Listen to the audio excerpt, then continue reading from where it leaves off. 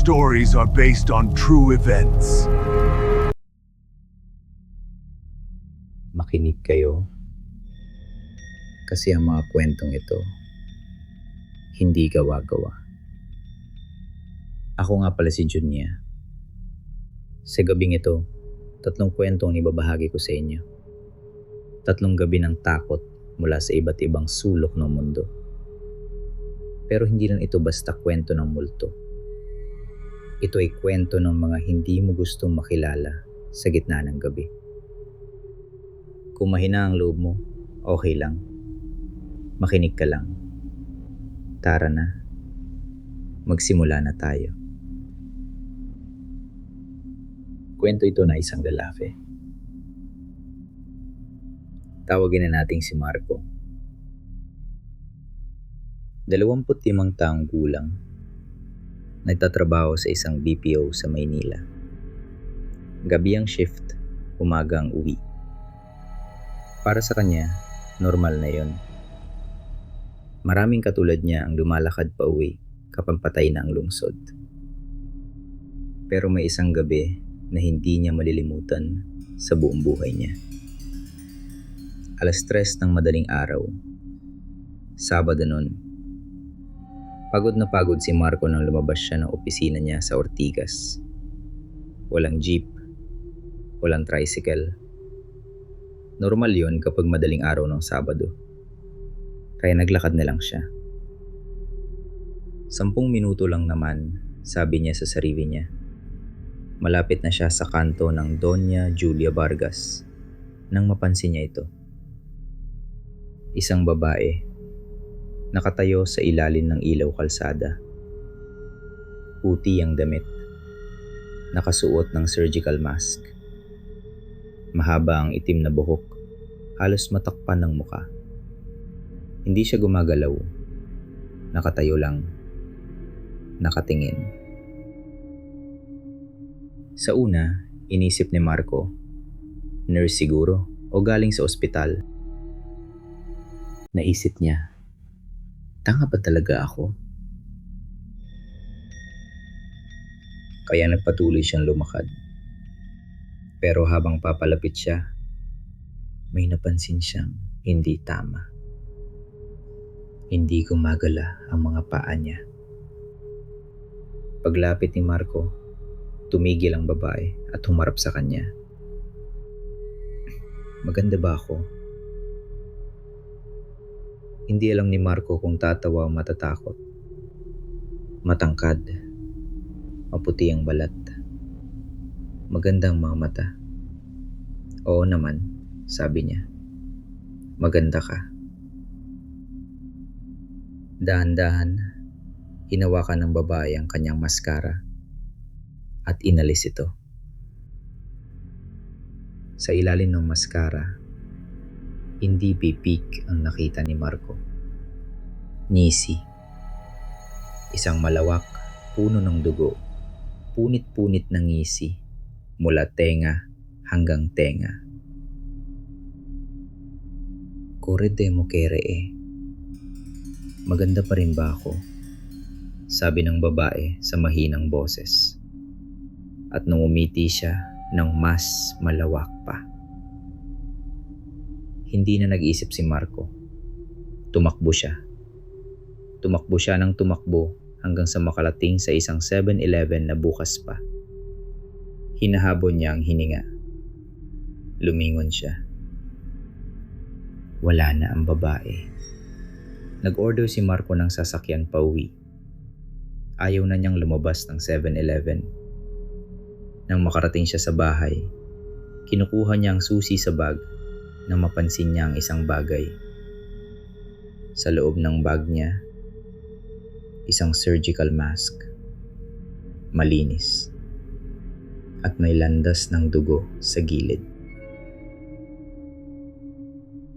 Kung naniniwala kayo o hindi, yung surgical mask hindi pa rin matanggal ni Marco sa isip niya hanggang ngayon. Sabi niya sa akin, hindi na siya lumalabas ng mag-isa pagkatapos ng 2:00 ng madaling araw. matalino. Pero ang susunod na kwento, hindi na ito sa lungsod. Ito ay tungkol sa isang hapon sa probinsya. Isang batang 10 taong gulang. At isang bagay na mas matangkad pa sa puno. Ang pangalawang kwento ay galing sa isang lalaki na lumaki sa probinsya ng Quezon. Ngayon, matanda na siya. Magsasaka. Pero nangyari ang kwentong ito nung bata pa siya. 10 taong gulang. Tawagin natin siyang Isko. Malungkot si Isko noon dahil may sakit ang kanyang ina. Na-ospital siya sa Maynila, kaya naiwan si Isko sa pangangalaga ng kanyang lola sa probinsya. Malapit sa bundok ang bahay nila. Malapit sa palayan. Malayo sa ibang tao. Isang hapon, habang naglalaro si Isko sa bakuran, tinanong niya ang sarili niya, bakit nandito pa rin ako kung nasa Maynila ang nanay ko? Wala siyang sagot. Pero may narinig siyang tunog. Po, po, po. Parang malalim na boses. Hindi galing sa kalsada. Galing sa dulo ng palayan. Lumingon si Isko. At doon, sa dulo ng palayan, may nakatayo. Babae. Nakabihis ng puti. Malayo pa siya, pero may isang bagay na agad napansin ni Isko. Ang ulo ng babae umaabot sa mga dahon ng puno. Kahit ang puno ay halos 10 talampakan ang taas. Hindi na nag-isip si Isko. Tumakbo siya papasok sa bahay. Lola! Lola! Nang makita ng lola ang mukha ni Isko, namutla siya. Nakita mo ba siya? Oo, Lola. Nakatayo sa palayan. Yung mataas na babae. Huwag mong ulitin yan. Bumaba ang boses ng lola. Kapag sinabi mo ang pangalan ng isang bagay na hindi mo alam kung nakita ka na niya, malalaman na niya kung sino ka. Hinila ng lola si Isko papasok sa kwarto. Sinarang lahat ng bintana. Naglagay siya ng asin sa pintuan. Nagdasal. Isko, pakinggan mo ako. Kapag narinig mo ulit ang tunog na yon, pumikit ka. Huwag kang titingin. Huwag kang lalabas. Kasi kapag nakita ka niya ng 2 beses, hahanapin ka na niya. Gabi na. Natulog si Isko sa tabi ng kanyang lola. Pero sa kalagitnaan ng gabi, nagising si Isko. Narinig niya ulit yon. Po, po, po. Mas malapit na. Parang nasa labas mismo ng bintana. Naalala niya ang bili ng lola. Pumikit siya. Inila niya ang kumot pataas sa ulo niya. At naghintay. Huminto ang tunog. Dahan-dahan, nagbukas siya ng mata. Lumingon siya sa bintana. May anino. Isang mahabang anino. Mataas. Dahan-dahang lumalayo. Ang pagmamahal ng lolo't lola, minsan, kaya kanila binibigyan ng paalala. Hindi dahil takot sila, kundi dahil nakita na nila yon noon. Hanggang ngayon, hindi na bumabalik si Isko sa probinsya na mag-isa. Sabi niya sa akin, ang pinakamasakit ay hindi yung babae. Ang pinakamasakit ay nung tinanong niya ang lola niya, naranasan mo na rin ba ito Lola. At ang lola niya, hindi sumagot. Ang ikatlong kwento ay nangyari sa daan. Sa isang daan na lagi mong dinadaanan. Sa isang gabing hindi mo aasahang mapipilitan kang huminto. Para sa isang babaeng umiiyak. Sa gitna ng ulan na wala sa kalendaryo. Ang huling kwento, ito ang pinakamatandang uri ng takot sa tatlo. At ito ang pinakamahirap kalimutan. Truck driver si Mang Rene. Madalas siyang bumiyahe mula Davao papuntang Maynila. Gabi ang lakbay para iwas trapiko. Para sa kanya, ang gabi ay trabaho.